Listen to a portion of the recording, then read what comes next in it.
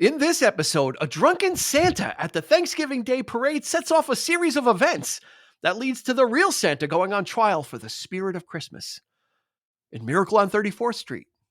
Stay with us. How'd you like that, Nick? I loved it. Good job. I wrote that while Nick was in front of me. Welcome, everybody else, to the 3324 podcast. Normally, I have my opens written ahead of time, but this time I wasn't ready, and I just knocked it out. So, with Nick's approval. So, thank you for joining us each and every week, where we go over the greatest, what we think is of music and movies. Eric is not here today. He's a little bit under the weather. We did an episode last night, and he was very deep-throated. Very. Oh my God. Oh boy. Oh man. This is very deep-throated. This is a Christmas You know what I mean? family episode that just went to shit. And Nick, I'm surprised that Nick went there. Like Nick is normal, especially for someone called. Nick was much more oral about it. Especially for someone called. Oh Saint my Nick. God. Right, Nick? This is really going off the rails. His voice was very, very froggy, but we made it through that episode successfully. We were doing 2 episodes in a row, and he's got a touch of the flu. So, Eric, we hope you feel better. Hope you feel better. We miss you. Hope you feel better with the flu. So those of you watching on YouTube will see our 2 guests. And, of course, the first one that started busting out laughing, Mr. St. Nicholas Leshy, creator of the City of Kick blog. So you can go check that out. People still do blogs, and Nick still keeps that alive, and he writes some interesting stuff. So Please welcome do. aboard, Nick. Thank you. Yeah, we'll drop a link to the show notes so you can guys check that out. How you doing, Nick? How's things? Doing good. Feeling festive. Have my Santa hat on. Yeah. Ready to talk about one of my favorite movies. Wow. Good. Mine as well. Also with us, with some new lighting scheme, which works, is very good. We had to get the lighting adjusted, but now she's perfect. Oh, perfectly centered, and she's there. Ms. Christy Cuomo, how are you? Welcome aboard. Thank you for having me. I'm Santa Hat. I was excluded from that email thread, but it's cool. I'm good.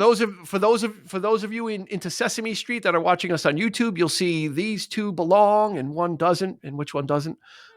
It'll be apparent. It'll be quite apparent. For those of you just listening, you'll have to figure it out. What maybe they'll learn who's mean and excludes people. Yeah, not me. Even the Grinch wore a Christmas hat. That's right. I would. And his heart was 3 sizes too small. Had I known, I would have. But I have a paint stick, apparently. Do you have? Just generally, do you have a Christmas hat? I do. It's in the Christmas box, and I have not yet brought down the Christmas decorations. For me, it's still a little early. Alrighty. Sorry. But yes, Christmas hats and mistletoe and all the... Nice. Nick, what is your deadline for Christmas decorations? Right after Thanksgiving. Anything before Thanksgiving is too soon. Anything after is fine. And then taking down, I think it's like January 3rd or whatever that's at. The 12 days of Christmas after 25th. So that's how it goes. Yeah, I think December for me is like you give Thanksgiving a little time to deflate and kind of wean off, and then December it's like on like Donkey Kong. Then you can, I think a lot of people do whatever you want. Yeah, do whatever you want at that point. So. Yeah, because sometimes Thanksgiving's too early. Sometimes it's yeah. So at least give it, Well, yeah, it's getting crowded. If you put it up before Thanksgiving, you just rush. I feel like you're rushing past Thanksgiving. Some people are going right after Halloween, it seems, lately. Yes, because that's Hallmark, and that's having worked in retail when I was a kid. We worked in a video store. I mean, it was video at the time. DVDs were just coming out. Christmas started in October, like the shipments. Yeah. And it kind of ruins the spirit a little bit in retail because you just feel like you're always rushing through a holiday. So I wait, and I think that's part of the reason why. Like probably next week I'll be okay with it. Christy sets up. I think she sets up her decorations on the 14th of January. I do it after Christmas, after Little Christmas, after Chinese New Year, and then I'm good to go.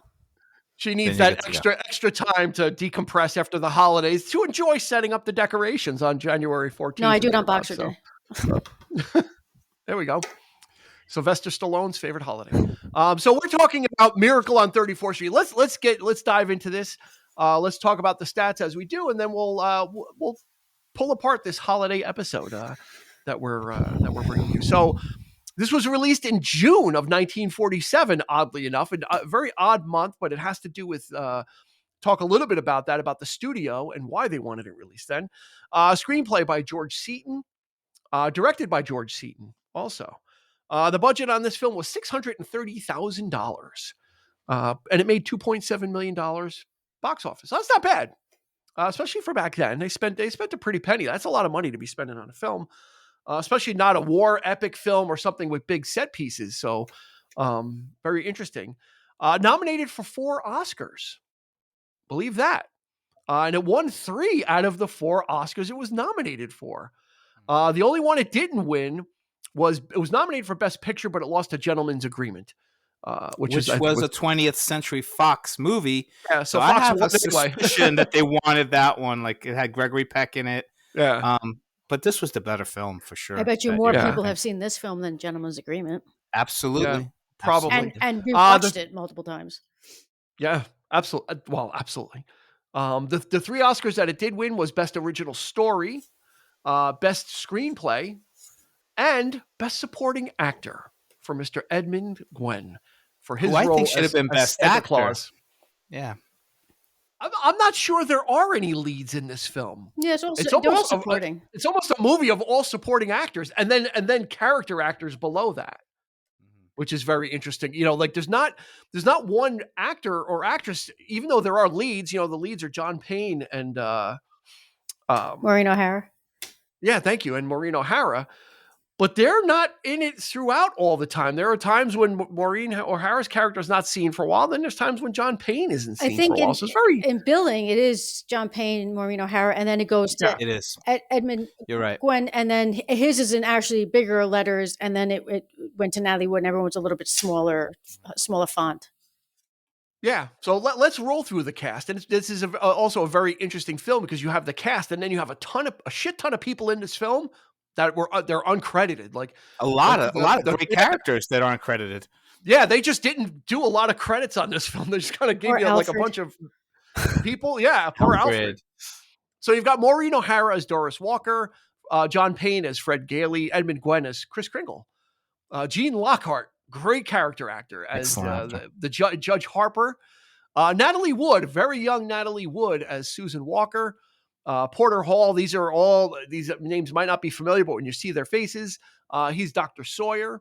William Frawley, the great William Frawley, before he was doing I Love Lucy, he was doing a lot of bit roles. He was actually in an Abbott and Costello film also. He's as Charlie Halloran. He's kind of like the political fixer for the judge.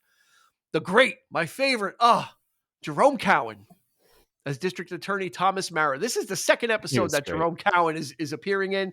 He was in our Maltese Falcon episode as well. So I just love Jerome Cowan. There's just something about the pencil thin mustache, and he's a really good actor. I like him. Something about him. You wouldn't lie to me, Daddy. Philip Tange.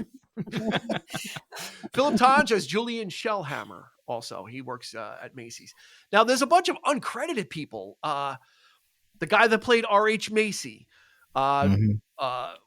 Jack Albertson. You know, Grandpa Joe from Willy Wonka and the Chocolate Factory is literally in it for 2 minutes. Great scene, though. At the very end of the film, but he's got a pivotal role in the film. He's the mail clerk that finds the letter, like, oh, all these letters, and it's like, oh, this one's going to the courthouse. He's like, hey, what about all those dead letters back there? You know, it'd be nice to get rid of them, huh? I love I love all the New York and Brooklyn accents in this film too. Everybody's so like such a New Yorker. Even the secretary, you know, well, I think it's a great idea. You know, people, you know, when Shellhammer's getting all the complaints and the secretary comes in and they're all like, you know, and Alfred with the Brooklyn accent too, you know, throw it on the floor. I'm tired of just sweeping up dust anyway. You know, so it's such a great cast. And then I just want to point out one more character actor. Alvin Greeman plays Alfred, but Thelma Ritter, who was a big character actress, she was actually nominated for a couple Academy Awards multiple times. A very small role. She's the mother of the first kid that encounters Santa at Macy's when he wants the fire truck. Just don't get it. And Santa says, we don't, you can get him at Schoenfeld's, and the mother's like, I want to thank Santa also.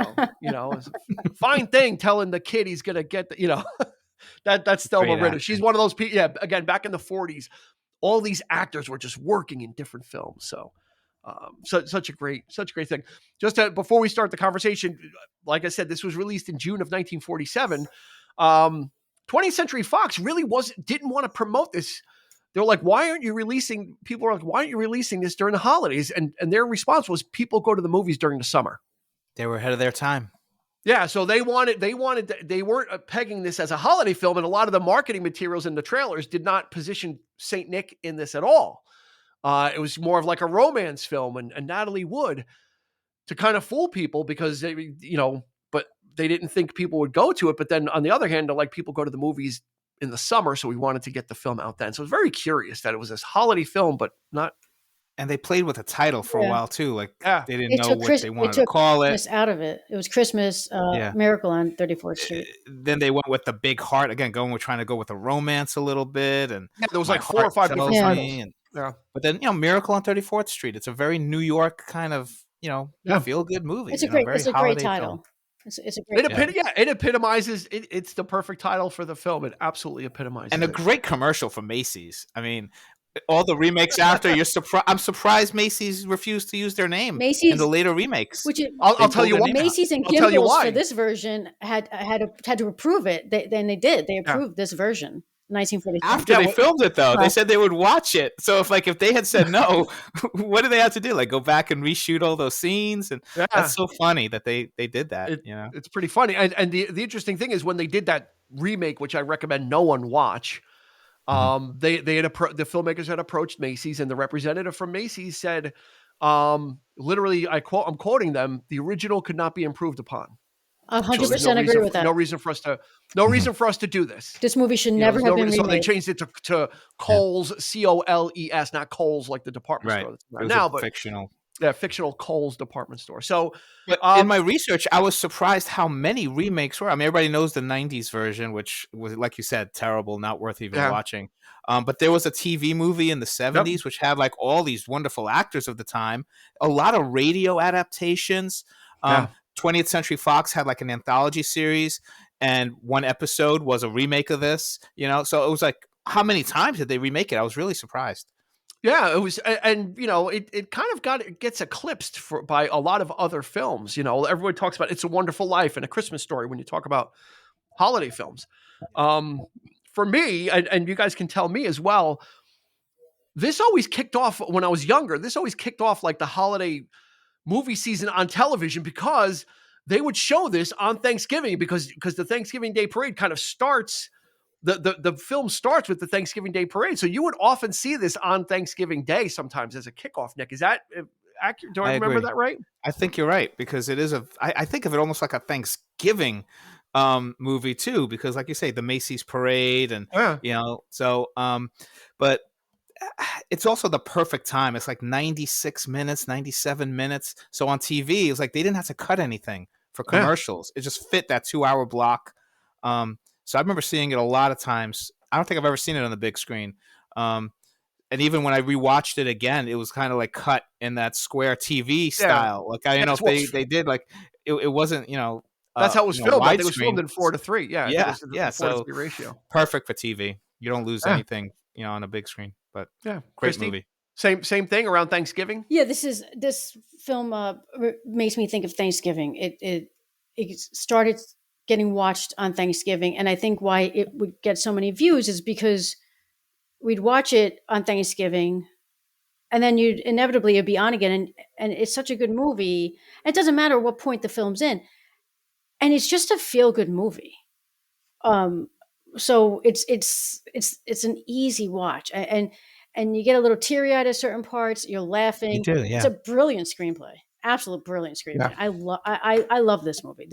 And that's why remakes of it bother me so much. It's like, well, the funny thing about remaking this film is usually when older films get remade, they have to update it with like a new sensibility and cynicism. this movie had a ton of cynicism baked into it already. Like that's, you know, especially for a movie from the 40s, especially for a holiday film, this had a lot of commentary about commercialism, about the spirit of Christmas, how people just don't really, you know, they're rushing around.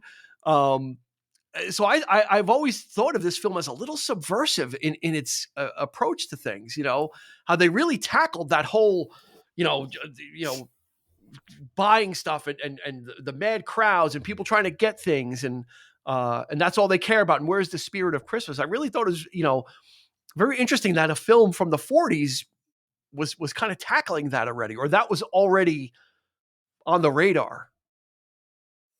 Yeah, this film probably ahead of its time, dealing with these issues, surrounding it with Christmas, which is pretty genius. You know, just like the commercialism and bringing that to the forefront. Divorced woman with a child, 1947. Yeah. Huge, and that was a problem. Yep. The studio had a little bit of a problem with it, but you know, obviously they got past it. And just the whole, it's the cleverness of the writing. It's witty. It's you can't remake it, Dean. You're right. It's because you're not going to. There's no way to add anything new to it, because in 1947 they just added everything that could have been there. Yeah. And like you said, it's the perfect script. I mean, it's just, all the lines are great. They're delivered by great performances. And there is that cynicism. Like you go into it from the beginning, you see this man walking down the street in silhouette. And then from the very beginning, you see, here's a person that thinks he's Santa Claus, right? And you get that. But, you know, throughout, all these other characters are like, you're not. It's ridiculous. It's like somebody says they're Santa Claus, they're not, you know? And even when you see the little card where it has his address, you know, you see he's living in Long Island. It's a Long Island address. But his like, next you're like, of why kin, wouldn't he put... His next of kin. It's you know, the reindeer, right? Yeah. But it's like, why wouldn't he put North Pole or something? So North this Pole is was an old on man there. that's living... I think former address. Right, but his address is this like old person's home in Long Island. So you're like, that always was like sticking with me. Even as a kid, I'm like, maybe he's not Santa Claus. Maybe he is crazy, you know? And even the lawyer and all these people who are defending him, they want to believe, but they know it's like, you know. So at the end, when he sees the cane, right, he's like, maybe I'm not so brilliant after all. Maybe he really is Santa Claus, you know? Well, but isn't that the beauty? Yeah, that's the whole beauty of the whole film. And that's why it's a miracle on 34th Street, is because, and they do this in Elf as well, where it's just... Great movie. That's another good one. I love Elf. The miracle is just people believing. And if you believe making you believe. If you believe it with all your heart, what does it matter? I mean, right? What does it matter? Yeah, absolutely. But I buy him as Santa 100%. I'm like, that dude, if there's ever a Santa, he's the best Santa ever. And if you read about him on set, like, everyone loved this guy. Everybody loved him. You wonder if he started believing it, or was like, you know, method, like really going in there, you know. Well, it's funny though, because he's not afraid to, like, this Santa's not afraid to put people in their place. Also, like the guy with even the second scene with the drunk Santa is like, you ought to be like whipped. Like, I ought to take this, you know, like because he was, you know, it's embarrassment. You know, get him some coffee, black with a little cream. And it's funny, when I was watching it today, they're like, you know, when he agrees to be the Santa, like, and the scene kind of like, the characters are in the foreground. There's two clowns like from the parade come over and start taking the clothes. They start stripping the other Santa, like right there. They start, like, the guy's taking his boots off. They start stripping him down, like right there, to get the costume off. So I was like, and then they shot that during the real parade. They had to like rush in and kind of get all this footage while the parade was happening, even outside the windows. There was no green screen where they were projecting the parade out of the windows. It was like it was really happening. And it was really good. And I think I read somewhere in 1946 it was a cold Thanksgiving. Like, it was cold, like day that they were filming. It was very cold. They literally had to get all that stuff done. I think Maureen O'Hara was saying it was like one take. We had to get it, and that was it, because the parade is passing you by. People are passing you by. You need to talk about a logistical nightmare. Like, you're trying to film within something that you have no control over, which, a massive event. Which again, in that you have no control over. 1947, it's not like they have the budget to, or they're going to CGI in later, or they're going to fix it. That's and what post, I'm saying, yeah. You know, and post. They got to get this is it's, and that's what, just even like if you look at the film on that, like on all the what happened in the back level, like the background, it's like, what a great movie! What a great movie! It's so great, such a good movie. Yeah, they're probably like, oh, how are you going to get this? Well, we're going to film during the Thanksgiving Day parade. Like, also you got a 2-hour window. You know, it's not like Cecil B. DeMille where he's going to restage the parade and have and recreate it. It's like, no, since they're having the parade, no double takes. You know, yeah, we'll just film there, and it was great because then you have the. Where Maureen O'Hara's got she's got the flask of liquor from the Santa, and then she's like looking for her gloves, and she takes out the flat. So there's a lot of kind of adult themes. Like they're funny. He gets his wife drunk on 9 martinis to try to. I love that scene. I love that phone scene when she's like turning it over. That's so hilarious. Hello?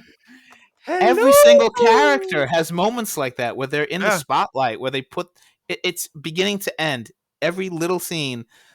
Fantastic. Even the folks bringing in, there's that little guy with the small, no performance was called in. Everybody brought their A game in that film. Even the kids, even the little kids, like the kids that when they go past the judge and they won't kiss him, and he's like, oh, fine, not saying good night to their grandfather, or getting a hug, and his wife's like, no hug, no nothing.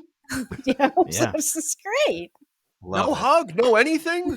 He's like the little Dutch girl. Oh my God. Perfect performances. So tears in her eye, and then the joy. I mean, just Natalie. Yeah, you know what? Hang on about the Dutch girl scene, because Santa Claus asks her what she wants for Christmas, and she answers in Dutch. The translation is, "I don't want anything. My present is that I've been adopted." So she actually there was an actual conversation. Yeah, that like the present I got is being adopted, is getting a family. So I mean, just kind of sticking to the authenticity of it wasn't just gibberish. It was like, they spoke and they had a conversation. Just for something that could be a throwaway holiday film, they really put a lot of thought and effort into it. I don't speak Dutch, but Edmund Gwen sold it. Like he just starts speaking it fluently, and like I don't know if he did it imperfectly or with an accent, or if it was spot on, but I believed it. I'm like watching it, I'm like, this guy's Santa. He knows every language. It's one of the reasons why the screenplay works so well, is because you have on this one hand, which is a big part of it, is the commercialization of Christmas, and it's and then on the other hand, you have all of these little wonderful gems to throw in that are just give you the spirit of Christmas, and really just they're like the antidote to the cynicism. Just constantly banging you on the head, reminding you it's not about this, it's about this. And whether you celebrate Christmas or you celebrate Hanukkah, whatever the holidays you celebrate, it's not about the shopping and the madness of it all. It's about these moments, and I think they do it extraordinarily well. Like it does. A Grinch would watch this and be like, I dig Christmas. I like Christmas. Yeah, it kind of it's almost encapsulated in the scene with Alfred and Santa and with Kris Kringle, when Kris is getting dressed and he's like, "Oh, Alfred, you enjoy impersonating me, don't you?" Right? And he's like, "Yeah." And he goes, "Why?" He goes, "Because I like giving packages and I like seeing the look on the kids' faces. It gives me that Christmas feeling." See here. So it is that. But then you've got the Maureen O'Hara character, who's very cynical and a divorcee and obviously not happy and a little bit bitter with things, and she kind of imparts that to her daughter. So Natalie Wood, who's just really great in this film, she's just such a treasure. Has that cynicism also, that she's smart. She's smarter than her years. She's like, "Oh yeah, you don't believe in giants? Oh, you mean a fairy tale? Like, yeah, I don't believe in that kind of stuff, Or when she's talking to Santa, like, what would you like? Oh, nothing. My mother gets me everything. If it's not too, if it's practical, very like very serious and She business doesn't like. play make believe or imaginary friend or whatever. We get 10% off at Macy's. I got the dress at Macy's. We get 10% off. She's like a little. It's almost like talking little adult. Yeah, it's like a little adult. Well, did you notice? And I loved it. She gave. I forgot what part it was. It was at the beginning when he tells her he's Santa Claus. The side eye she gives him, the side eye Natalie Wood gives him is absolutely so priceless. She side eyes him like. And when we were talking about Maureen O'Hara's character with her, what's interesting is in the beginning, like even like when she's playing the only thing that's childish about her is the bubble gum. Yeah, that's the only thing that really is childish about her. But even that, she like the way she puts it away, the way she puts it up, but when she's chewing the bubblegum, she's chewing bubblegum after she brushed her teeth. She's blowing bubbles, and then she returns to being a little adult and puts it away. But when she's playing the piano, she closes it on her, and I thought that's an interesting thing to do to a child who's playing piano, and then to watch the evolution of this relationship, even the way they soften to each other in the way how they refer to each other as the movie goes on, and when they both start believing is really well done. It's a slow, gradual. And it's so satisfying. It's well, that's part of the life. Yeah. Yeah, that's part of the plan with John Payne's character, Fred Gailey, who's a lawyer. Great. I love him. Takes an interest in Maureen O'Hara's character, but he does it very sneakily because he does it through spending time with the daughter, with the child, taking her to the zoo, and he admits as much. He goes, I've heard that the best way to get to the mother is to be kind to the daughter. And there's the great scene when it's Thanksgiving, and she's like, can Mr. Gailey come over for turkey? And he's like, no, I'll just have a sandwich or something, It's like, oh, Mom, and Maureen O'Hara's like, he's probably got something to do. And she's like, well, it's an awful big turkey. And he's like, well, to be honest, for the child, I'm really not doing anything, And then she like lets it go. Like, did I ask all right? Did I ask her all right? Did I ask the way you told me to? Did I ask all right, Mr. Gailey? So real again, it's so cute, and you see these machinations, and then John Payne teams up with Santa, and kind of like, well, you live with me, and you work on her, and I'll work on her, and we'll kind of double team them, and it's really kind of a fun run because you have like opposing sides. You have the two guys that are really the spirit of Christmas, and then the non-believers that they're trying to get to, And Christy, you're talking about chewing bubble gum and then go to bed. John Payne brushes his teeth. And then a cigarette. Smoking a cigarette. I said that. The cigarette was still going. When we were watching, I'm like, there's just a lot of bad oral hygiene going on here, and I don't approve of any of it. And forget about bad oral hygiene. It was just like who he left the cigarette like still going, so he brushed his teeth, came in, finishes the cigarette, then goes to sleep. It was a different time. Talk about different time. Another thing that's interesting is the way they handle the relationship between Payne and O'Hara. And so they just meet, and so we know he comes over for Thanksgiving, and then we jump to he's cooking in the house, he's answering her phone, he's giving it to her. Then we get a darling here, when he gets the case, and he's like, our favorite restaurant. So there's a relationship that obviously, I mean, at the end, he's going to buy a house and they're all going to live together. But there's a relationship that's believable. It's very believable, and they don't waste a lot of time. Like, it's kind of like what we talked about with I don't remember, we talked about I think with A Few Good Men and a couple of other films. Where it's like, we don't need the sex, not that they would do it at 1947, but we don't need to see them in bed. We don't need to see these things. And I think that's a good way that they kept this film very tight and had it moving. But they didn't even show a lot of that progressing. It was just the relationship was progressing. Yeah, the relationship was progressing behind the scenes, and you saw that, like, it would bob its head up during those types of scenes where, like, the domestic scenes where it's like, I'll go get the meat, with the phone call. But it's everything moved. It's believable. Everything progressed the plot. Yeah. Everything moved All along. of it was like plausible. You said, very tight. All of it very plausible, tight. yeah. But it wasn't like it just jumped and you're like, oh, they're in love already? What happened? I don't believe that. It was kind of gradual. It was totally believable. It was kind of gradual, but very plausible, and I think nicely done with all these little delicate things. And again, we're watching it in the scope of 2023. This is 1947.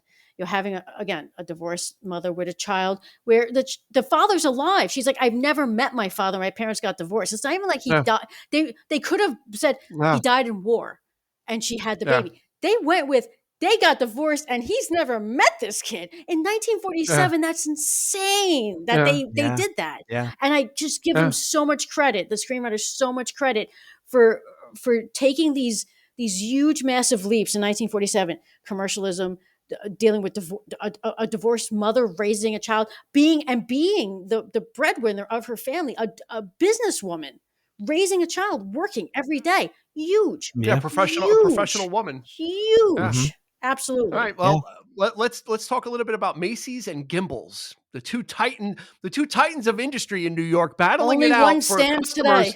today.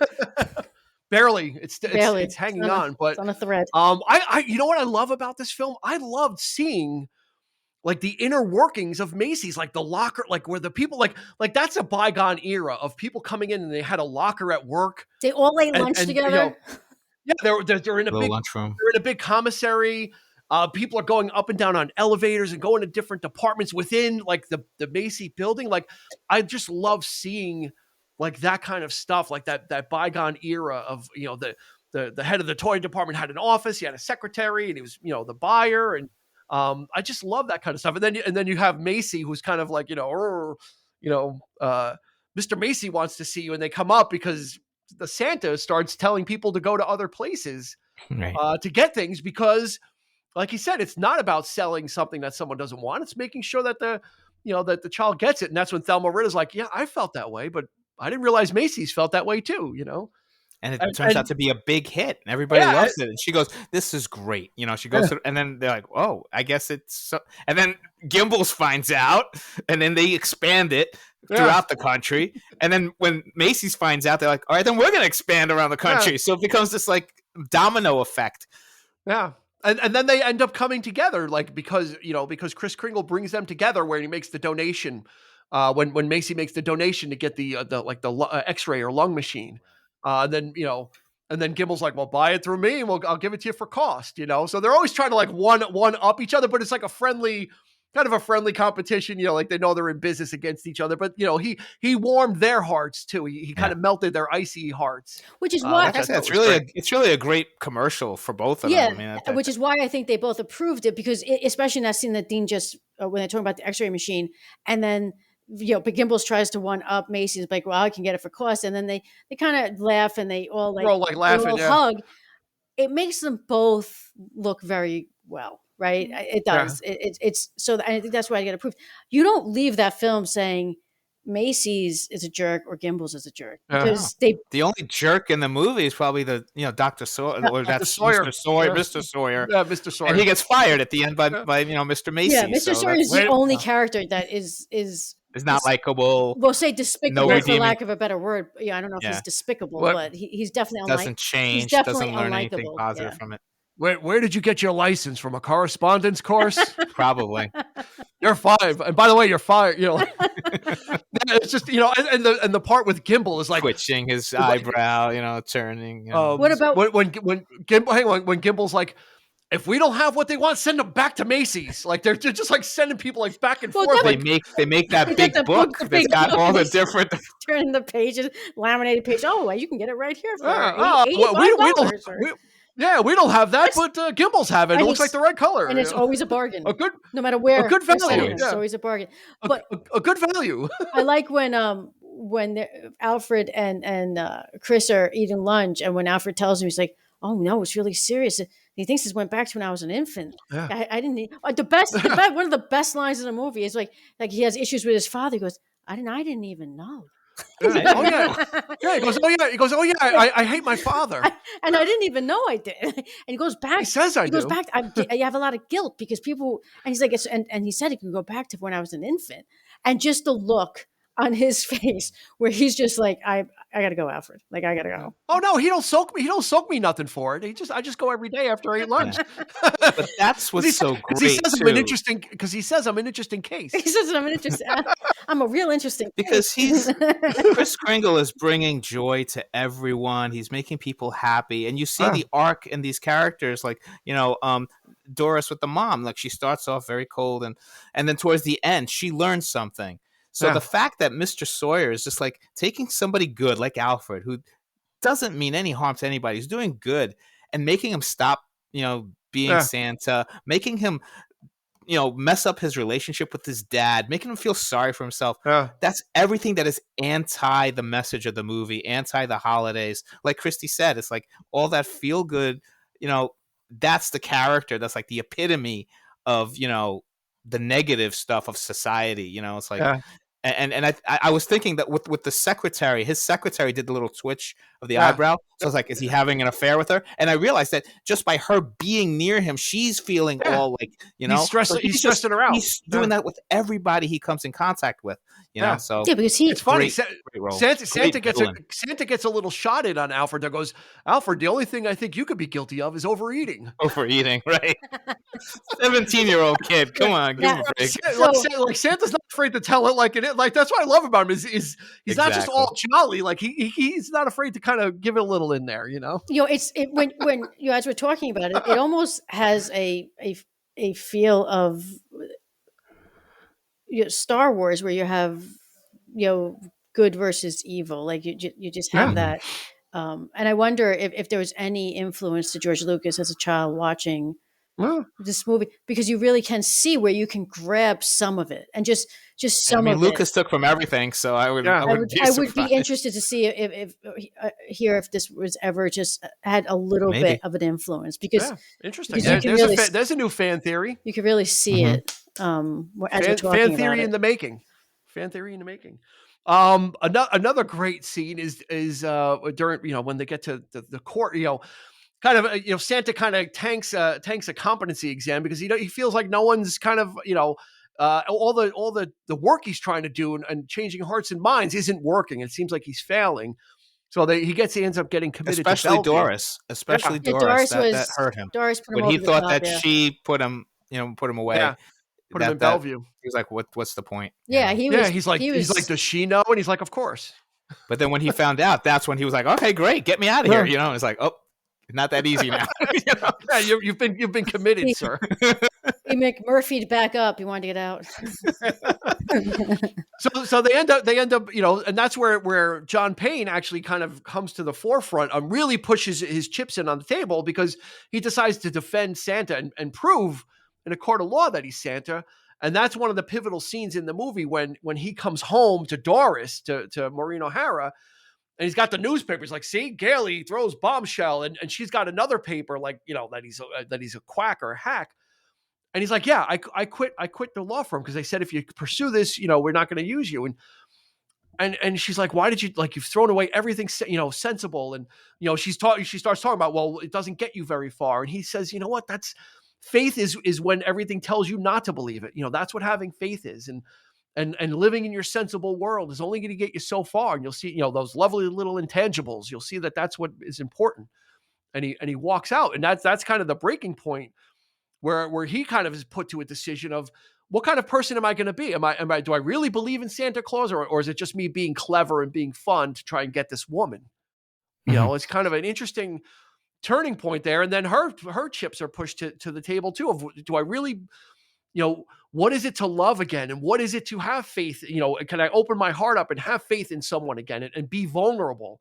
Because that's the thing. She does not, want to ever be vulnerable. She is like locked away. Everything is in its place. It's sensible, and it makes, everything fits where it should. But this guy's like a random element. He's wild. He's, free. He's got great, wild ideas about doing things.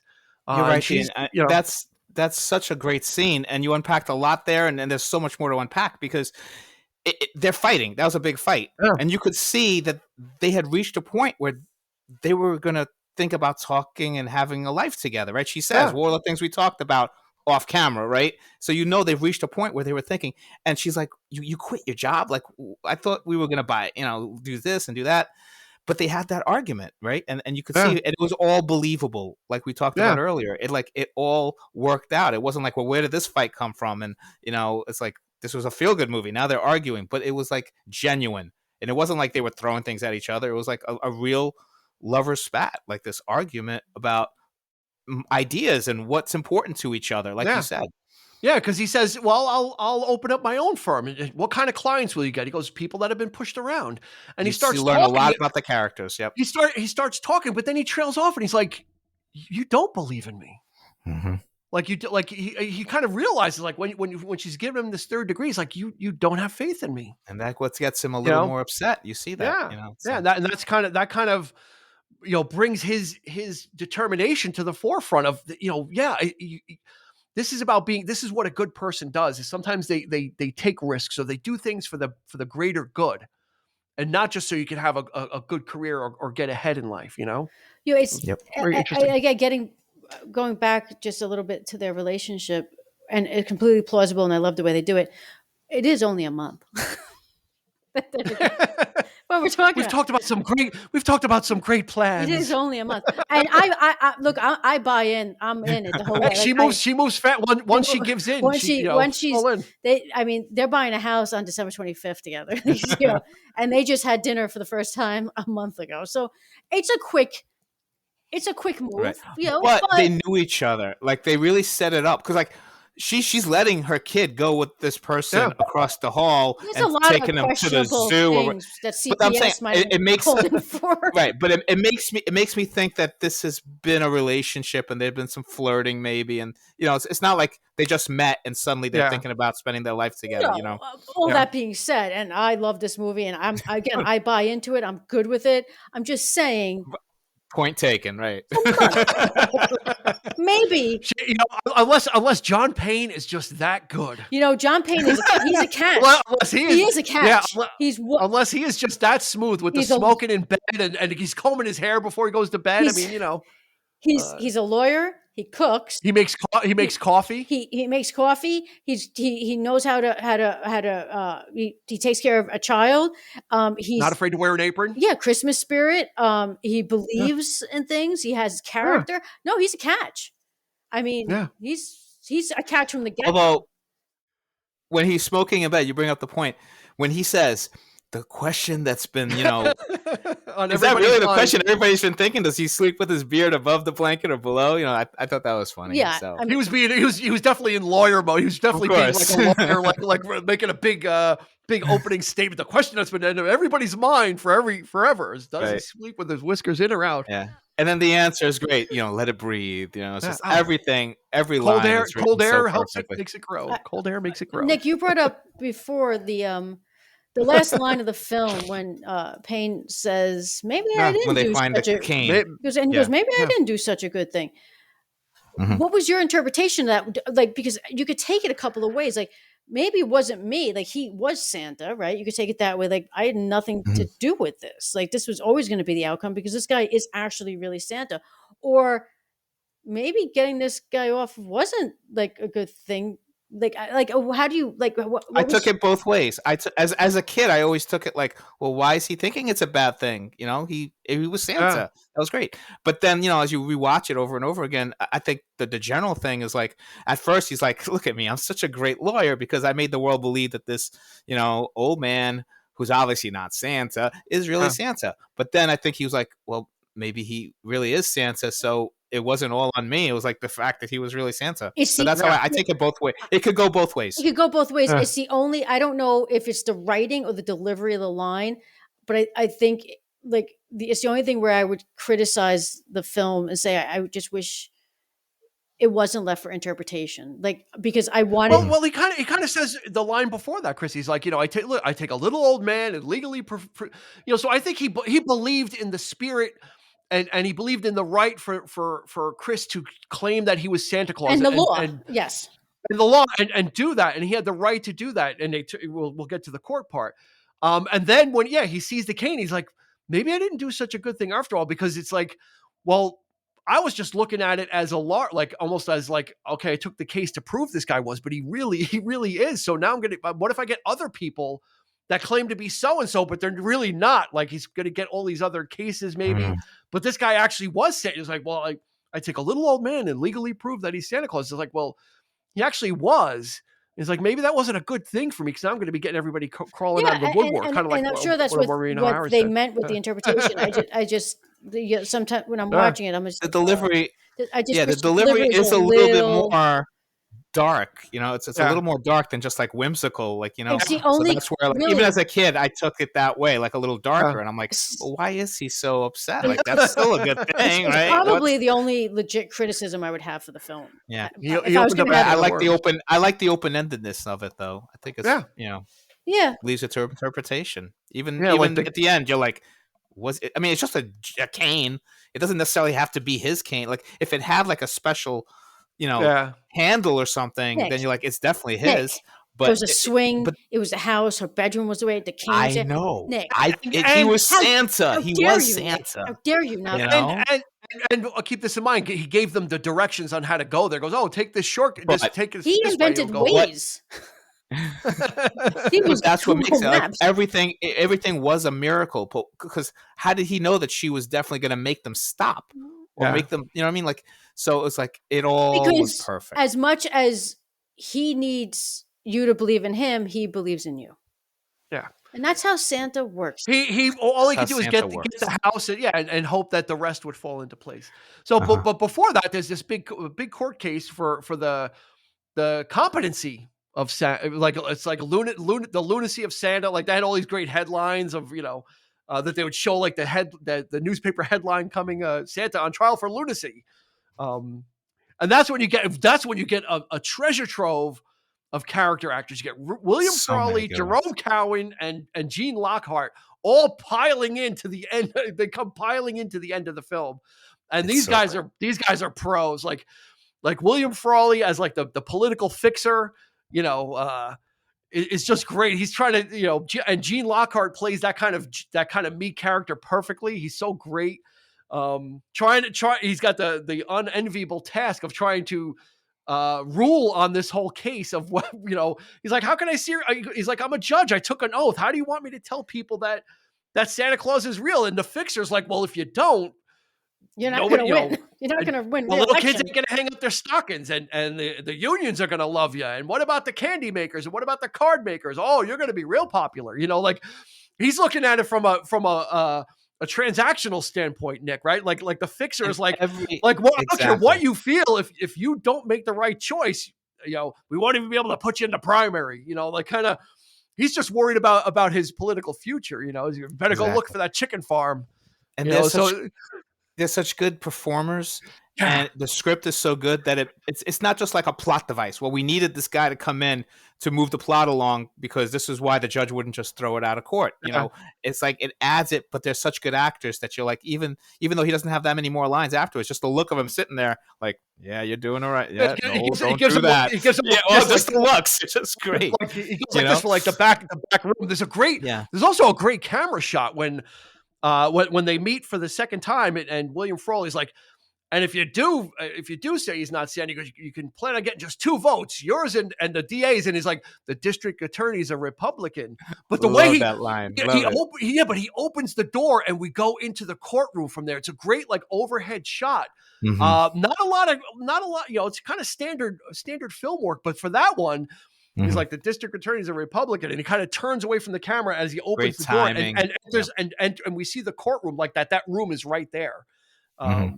So great. And then Jerome Cowan, of course, another guy that's so put upon at home, same thing. I am not persecuting him. I am prosecuting him. And it's my sworn duty is to do it. I should have married a butcher. If I lose this case, you wish my come true, whatever the line is. A plumber. You may very well get that. And then John Payne did something pretty sneaky. He subpoenaed the kid without his father knowing. He sent the subpoena to the kid. Can you do that? Is that legal? There's a lot of things that seem maybe not all that legal.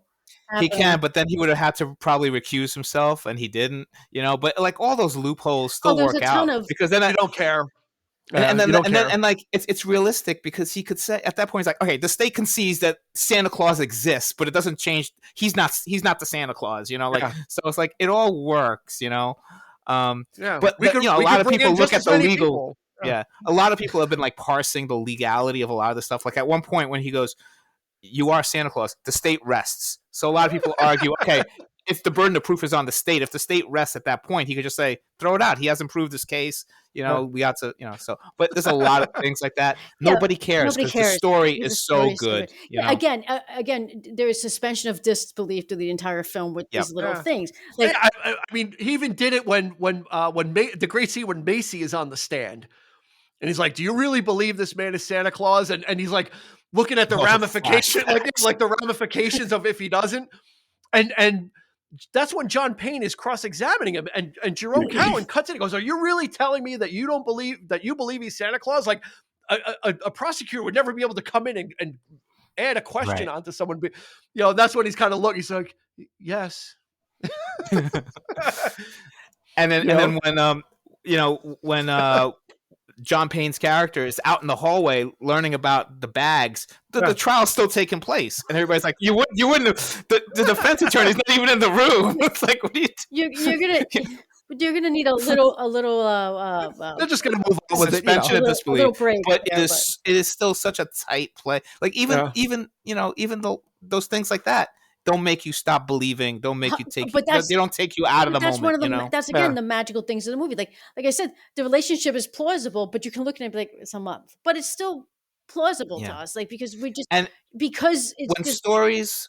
when the movie's good, as a viewer, you start finding reasons to support it. You're like, okay, well, they knew each other before that month, or it still works. Yeah, I don't care that it's not a loophole enough that's going to ruin the movie. Or I don't care that they've only known each other a month and they're buying a house. Exactly. I don't care that none of that behavior would go in a court of law. I don't care. Exactly. I don't care. It's a great story. It's a great story. It's a great movie. It's amazing acting, and I love it. And they should never try to remake it again.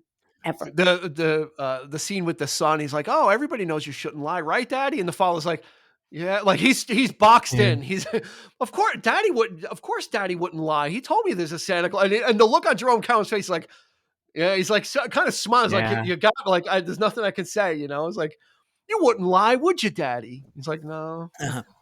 Well, who told you that? Daddy told me that. Daddy, and he wouldn't lie, would you, Dad? And all the courtroom, everyone in the court's like laughing, It's just so Santa great. Claus? He's right over there. It's that guy.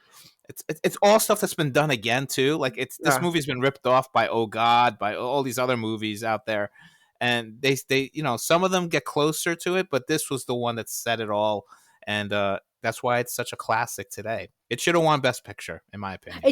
In hindsight, I think a lot of people at the Academy would agree with you. It definitely should have won Best Picture, and that's why I think maybe 20th Century Fox was pushing the other movie for some reason. And yes, it takes place between Thanksgiving and Christmas, so it's a Christmas movie, but it's so much more than a Christmas movie. It carries. It just carries a lot. It carries a lot of weight without being heavy-handed, right? Yeah. Yep. So and it's relatable today. That's the thing. It's not old-timey and dated, meaning because you're dealing with divorce, Still you're dealing relevant, with them addressing that people are just in Christmas just for the shopping and all that kind of stuff, and they're acknowledging it in the film and saying, well, yeah, but no, we're going to show you what it's really about, and that it still holds up. If you look for it, you can find those moments to celebrate that Christmas is not, like Alfred said, it's that Christmas feeling. It's not about whether Santa's real or not.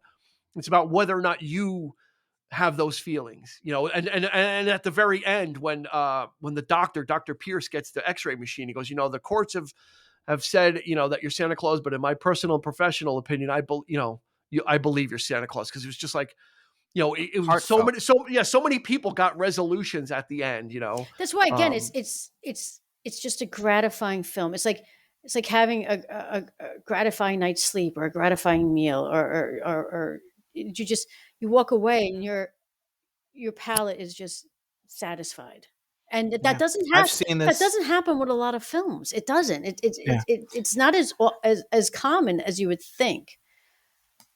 I've seen this so many times since I was a kid, and then I was rewatching it, and I was watching it with my kids. We streamed it, and I was like, I wonder if they're going to think it's dated. They loved it. They were laughing along with me. What Dean just said. It's still relevant. Timeless. It's timeless. It's set in a very dated time. Like there's references that can only be 1947, but it doesn't hurt it. It's magical, and it has points that are still relevant, that still are understandable and relatable. You know, I certainly want to live in an era where you drink martinis before dinner. Yeah.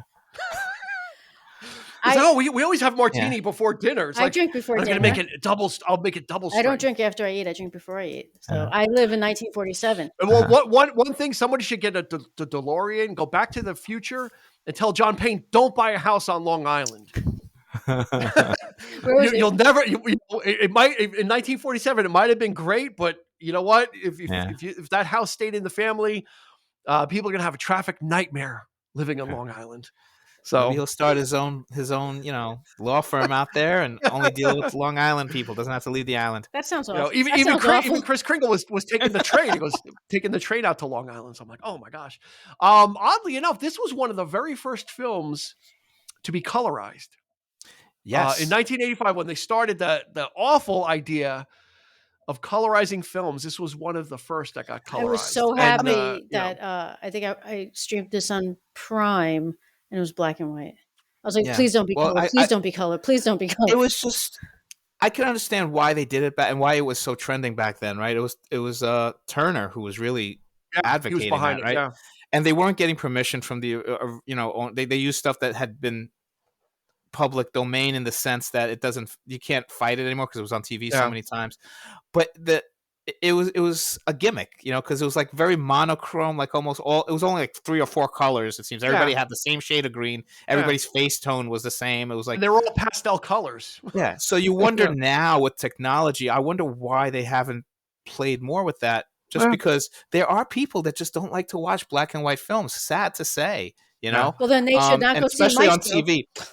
At least the first I am not one of those people. I think there's stuff that I kind of don't look at it as black and white anymore. You just kind of see it for the film it is. And then there's some films that Psycho and things like that intentionally made black and white when every other movie was in color. And you mentioned Maestro and things others. Yeah. I think it's an artistic choice and it works great. Wasn't Roma in black and white a few years ago? Roma was a foreign film. There's a bunch. Yeah, I don't have a problem with black. I enjoy it. But in this case, it was so badly done. Those colorized films of the 1980s and 90s were so bad. But you wonder now with technology. Might make you see it in a new light, technology wasn't there yet. Let me ask you a question, Nick. This occurred to me on watching it now. When they had the beginning of the whole courtroom portion of the thing, they showed an exterior shot of like the New York courthouse. Is that the same courthouse in 12 Angry Men? Is this in the same cinematic universe? Because they at the end they leave that courthouse, right? It's New York. I mean, they leave. I'm not sure if it's the exact same one, but a lot. there's one in the Bronx that looks very much like that. I'm sure there's one in Manhattan. That was the style, that kind of Romanesque, Greek. Just like that. That's how they build all those. The Bronx courthouse, also known as you can't park your car anywhere near the courthouse. Bronx courthouse. They have a subway right there, so just take the subway. For those who live in the area. Nick, the perennial Bronx advocate. You got to do it. But I mean, this is a quintessential New York movie, and that's why I love that 34th Street is on the title. So even if you take Macy's out of it, it's still very New York, and all the references and everything, the accents, like you said earlier, signs, the old street signs. Yeah, that's great. It's very when you think New York movies, this has to be on everybody's list. Because it's very shot on location. Very true to New York. It ranked very high on some of the AFI lists for films. It was highly ranked. It definitely should have won. I wouldn't put it in my top 10, but it's definitely one of my top movies that I love watching every single time. Well, where does it rank in your holiday movie list? Oh, top 5 holiday. Oh yeah, movies. It's up there. It's like this. It's A Wonderful Life. I think this one's my favorite. I think even better than It's a Wonderful Life. A Wonderful Life tends to be a little long. It really kicks in once Clarence comes in. That's when to me. But this is like tight, like you say. You could sit and watch this, and you're like an hour and a half just went by. Exactly, it's a perfect like beginning to end. You don't get tired of anything. Film. Perfect. Every scene moves the story along. Every line of dialogue should be 97 minutes long. I agree. No, I it's seriously, agree. but sometimes it's just No too joke. long. No It's just joke. too long. Yeah. So. Yep. Well, for me, I used to have like A Christmas Story used to be my favorite, but TBS or TNT just absolutely killed it by playing it for 24 hours a day. Well, honestly, I got sick of it. I got sick of the film. Uh-huh. And this was always kind of bubbling under, but this is now my favorite just because of the message, because it addresses like it addresses like the commercialism and has that cynical tone, but then says, we acknowledge that that's a part of like real life, that people in the hustle and bustle of life. But if you stop and take a moment, Yeah. and think about it and try and have a little faith, it can go a long way. So I really kind of like the message. And like I said, for me, it's ageless. It just, even though it takes place back then, it's just, the themes are perennial and timeless really for me. And so. I think it was Christy who said at the beginning, like, there's moments where you feel like a little emotional watching it, and maybe it's me just getting older, but it still was like almost bringing a tear to my eye and making me feel it touches your heartstrings. It does. It actually, it gets to all these little quadrants of the heart, and it makes you're laughing, you're teary, it's sentimental. It's. Do you want your mind blown? This came out in 1947. 8 years later, Natalie Wood would do Rebel Without a Cause. Holy wow! With James Dean. She had a great career. 8 years. She was only 9 years old when she made this film. 8 years later, she would be in Rebel Without a Cause. A groundbreaking film. Let's talk about her, because she is, like you say, so good in this. She shows the cynicism. She shows the childlike when she's pretending to be the monkey, and everything. And then at the end, just the range where she's, disappointed, she's angry, and then she's sitting in the car and she's like, I believe it's silly, but I believe, like, there's like, and then the joy when she sees that house. I mean, just the range of emotions. I mean, she maybe should have gotten an Oscar, for this, I think. Do you know who reminded me of her in a recent film, Once Upon a Time in Hollywood, the little girl in that movie? Yes. Good comparison. She reminded me of her a little bit. Good comparison. Like, I thought you were going to say Logan, Logan, Wolverine's daughter. Yeah. Anyway, we've got some time. We'll go around once for a quick favorite scene if you got one, Nick. Oh man, there's a lot to choose from. I know. I love when they bring all the mail. I mean, it's just a great climax to the whole thing. And then there's the epilogue with them with the house. But that scene, just like, it was great. But the Dutch girl scene too. I mean, the way it's played, that's like the first time when you're like, maybe he's not a crazy man. Maybe he really is Santa Claus. Because that girl, she just had this like sad look in her eye. And you're like, what kind of hard life she had. And then when she hears him talking in her language, she's just like joy, and still like kind of tears of happiness, so I love that scene. Love it. The mother's like, oh, she just came over, she's not going to understand a word of she's not going to understand a word you're saying. And he's like, oh, danke, just talking like Santa Claus, like, and then they and Natalie Wood is just you like, don't know what they're saying like unless you speak Dutch, but it's believable and you understand the emotion. What if they everybody's started like, wow. singing Danke and Natalie Wood's jaw is like drop. She's like watching, her jaw is like almost on the floor. She's like I can't, like, oh my God, like, he's got subtitles to know what they're saying. It's just like, wow, this is Santa Claus. This is great. He's got a real beard and he can speak these different languages. She's starting to be like, well, maybe there is something to this. Maybe my mother isn't right all the time. Christy, what do you got? Well, I agree with Nick. The last scene with the mail and just bringing it to the point where they prove that Kris Kringle, USPS, they get his mail, so they bring the mail here, so they're acknowledging it. Is probably one of my favorite scenes. I toss up between the scenes between Alfred and Chris, but I think a good scene is the one you talked about before, Dean, when she comes to get Doris and they're having can he come to Thanksgiving? And she's like, oh, he has something planned. And that, because you see a lot of the future you see a lot of the characters, right? With those three, like, she's still very serious. And you can see the playfulness in Wood's character, and you can see pain and this you could just see like, okay, this is going to be an interesting dynamic with these three, and I do enjoy that scene. It's very Yeah, because she's like it worked. Like it's very playful. He's like, yeah, it did.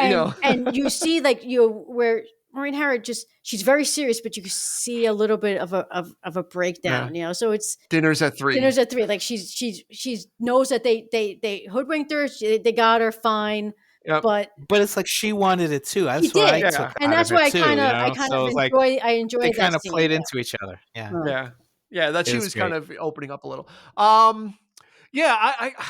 I would say my favorite scenes are all just the character actors. I think the populating this film and this world with these like salt of the earth New Yorkers, from Jack Albertson in the mailroom to the secretary of Shellhammer, and just all these different people that kind of, they're all like their own character, and they all add like something to the tapestry of the film. It's like, that's what I love about it, is it feels authentic because there's all these different side characters that, Dr. Pierce, who comes in, he's like, I'll grant you he's, this and that. And he's kind of like they have all these different characters plugged into different things, and they all kind of come through. They all kind of just pass through.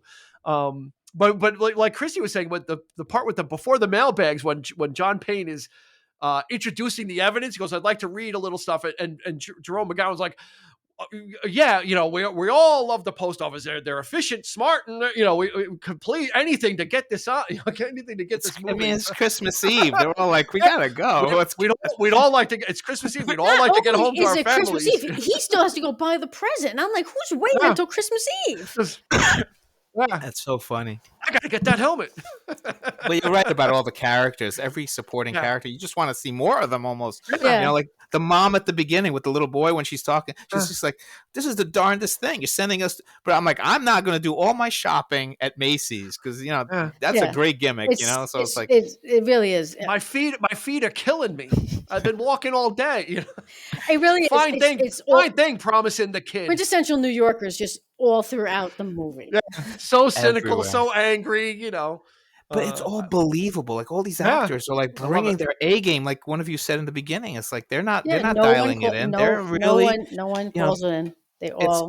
This is acting like a master class. The writing, the directing. It was like it was a perfect movie. Yeah, because some movies in the 30s and 40s can be very grandiose for the sake of being like the acting. Well, we started to move away from that, and at this point, that early 40s like acting, started to kind of peel away into stuff that was more realistic. You could see where this content it could have been that way, and it wasn't. It could have been that melodramatic style of acting. It was you got in the.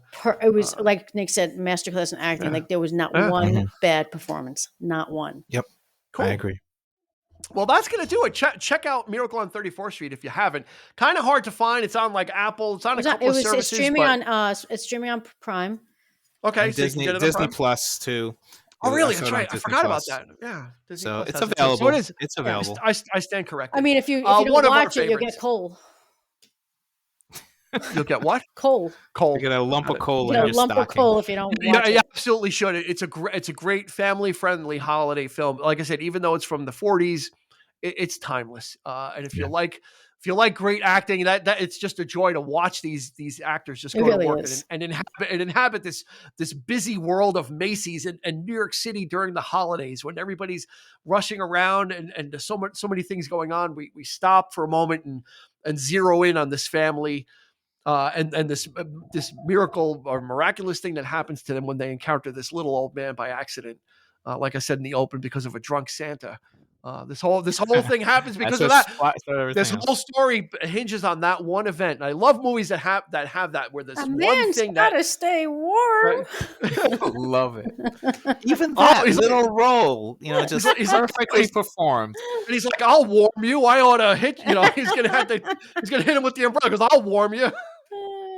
And then, like Nick, I think it was Nick said before, or I don't know if it was Nick or Dean, but with the coffee, he's like, with cream. Yeah, black with a little cream. And then he's like, I'll just sleep here until. And then she has the flask, and then the other person's like, Mrs. Walker, Miss Walker, what are you drinking in the middle of the day? He was like aghast, like, Mrs. Walker. And she's like, oh, yeah, whatever. It's like, so that's going to do it. Christy, thank you so much for joining us on this wonderful holiday episode. Great movie. Nick Leshy, City of Kick, go check out his blog. Thank you so much for joining us. Like I said in the beginning, we'll drop a link in the show notes. So if you haven't clicked on that yet, go ahead and click on it and check out what he's doing. He's doing entertainment stuff, soup to nuts, whatever tickles his fancy. He kind of will write about it. So it's always very eclectic and always very interesting. So Nick, thank you, sir. Or I should say Saint Nick. Thank you, Nick. Thank you, Saint Nicholas. Thank you for Cinder Claus. Thank you so much for joining us. So that's going to do it. Eric, we miss you. We hope that you're feel better, Eric. Well. Feel better, Eric. I'm sorry. He'll be back. He'll be back in a flash. But for Christy and for Nick, this has been Dean asking you to please be kind and rewind.